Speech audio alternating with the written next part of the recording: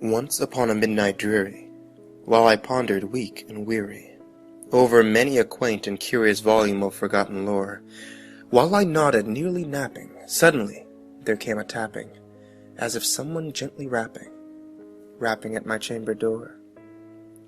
"'Tis some visitor," I muttered, rapping at my chamber door. Only this, and nothing more.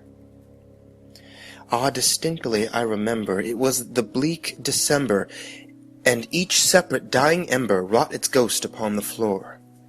Eagerly I wished the morrow, vainly I had sought to borrow from my books surcease of sorrow, sorrow for the lost Lenore, for the rare and radiant maiden whom the angels name Lenore, nameless here forevermore. And the sulken, sad, uncertain rustling of each purple curtain thrilled me, filled me with fantastic terrors never felt before. So that now, to still the beating of my heart, I stood repeating, "'Tis some visitor entreating entrance at my chamber door. Some late visitor entreating entrance at my chamber door. This it is, and nothing more." Presently my soul grew stronger, hesitating then no longer. "Sir," I said, "or madam, truly, your forgiveness I implore. But the fact is I was napping, and so gently you came tapping, and so faintly you came rapping at my chamber door, that I scarce was sure I heard you. Here, I open wide the door." Darkness there, and nothing more. Deep into the darkness peering, long I stood there, wondering, fearing, doubting, dreaming dreams no mortal ever dared to dream before. But the silence was unbroken, and the stillness gave no token, and the only word there spoken was the whispered word, "Lenore." This I whispered, and an echo muttered back the word, "Lenore." Merely this, and nothing more. Back into the chamber turning, as my soul within me burning, soon again I heard a tapping, something louder than before.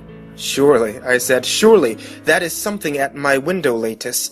Let me see then what threeratus, and this mystery explore. Let my heart be still a moment, and this mystery explore. 'Tis the wind, and nothing more." Open here I flung the shutter, when with all a flirt and flutter, in there stepped a stately raven, of the saintly days of yore. Not the least obeisance made he, not a minute stopped or stayed he, but, with mine of lord or lady, perched above my chamber door. Perched above a bust of Pallas, just above my chamber door. Perched and sat, and nothing more. Then this ebony bird beguiling my sad fancy into smiling, but the grave and stern decorum of the countenance it wore. "Though thy crest be shorn and shaven, thou," I said, "art sure no craven, ghastly, grim, and ancient raven, wandering from the nightly shore. Tell me what thy lordly name is on the night's Plutonian shore." Quoth the raven, "Nevermore." Much I marvelled this ungainly fowl to hear discourse so plainly, though its answer little meaning, little relevance it bore. For we cannot help agreeing that no living human being ever yet be blessed with seeing bird above his chamber door, bird or beast upon the sculpture bust above his chamber door, with such a name as Nevermore. But the raven, sitting lonely on that placid bust, spoke only that one word, as if his soul in that one word he did outpour.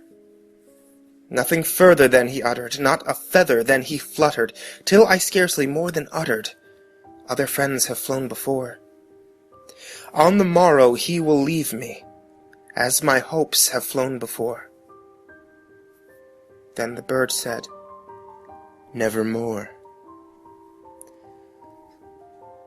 Startled at the stillness broken by reply so aptly spoken, "Doubtless," I said, what it utters is its only stock and store.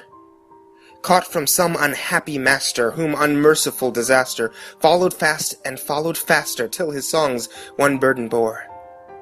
Till the dirges of his hope that melancholy burden bore, of never, nevermore. But the raven still beguiling all my sad soul into smiling, straight I wheeled a cushioned seat in front of bird and bust and door.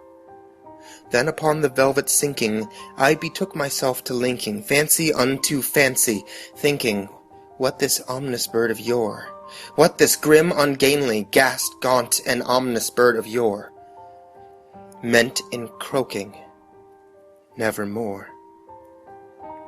Thus I sat engaged in guessing, but no syllable expressing, to the fowl whose fiery eyes now burned into my bosom's core. This and more I sat divining, with my head at ease, reclining on the cushion's velvet lining that the lamplight gloated o'er, and whose velvet lining with the lamplight gloated o'er she shall press, nevermore.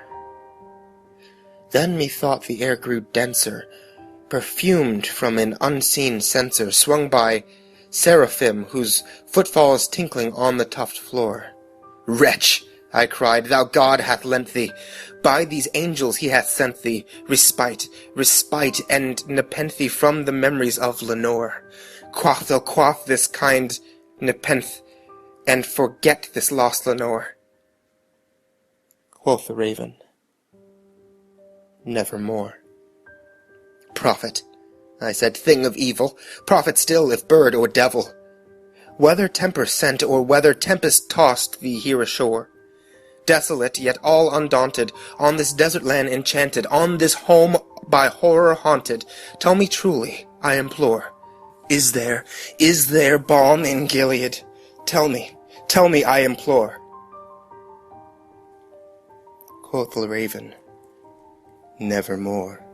Prophet, I said, thing of evil, prophet still, if bird or devil, by the heaven that bends above us, by the God we both adore, tell this soul with sorrow laden, if within the distant Aidenn it shall clasp a sainted maiden, whom the angels name Lenore. Clasp a rare and radiant maiden, whom the angels name Lenore? Quoth the raven, nevermore. Be that word our sign of parting, bird or fiend, I shrieked upstarting. Get thee back into the tempest and the night's Plutonian shore. Leave no black plume as token of the lie thy soul hath spoken. Leave my loneliness unbroken. Quit the bust above my door. Take thy beak from out my heart, and take thy form from off my door. Quoth the raven, nevermore. And the raven never flitting, still is sitting, on the pallid bust of Pallas just above my chamber door, and his eyes have all the seemings of a demon's that is dreaming, and the lamplight o'er him streaming throws his shadow on the floor, and my soul from out that shadow that lies floating on the floor shall be lifted nevermore.